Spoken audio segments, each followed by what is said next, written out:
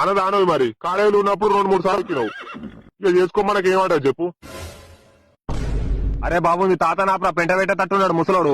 ఏ తాత తాత మంచిగా తొక్కిడిచిపోదాం అనుకున్నావు, వర్కౌట్ కాలే. ఇదే నానే నువ్వు చేసే పని. యవనా బతుకంటే అందరికి లోకమనే అయిపోయింది. పెద్ద మనుషులు కూడా తెంగులు తెంగుతారు. ఏ ఊకో పిల్లగా ఎడతారా అనే మొగోళ్ళు. ఎవడు పెట్టినా అన్న మనకు మనమే చేసుకొని బతకాలే. ఈ పెళ్ళి 2-3 నెలలు అయితే గిట్లనే చేస్తారా అనే. మంచిగా బతికి పెట్టాలి. లవ్ మ్యారేజ్ అంటే గిట్లనే ఉంటదా? పో నడురి మంచిగా బతుకుపోరి. నీకు దండం పెడతా తాత, నేను పోను తాత దాంతో. నన్ను రావడానికి ఇంటికి అయిన తర్వాత బాబా నేను బండి తీస్తా, వెనకెక్కు.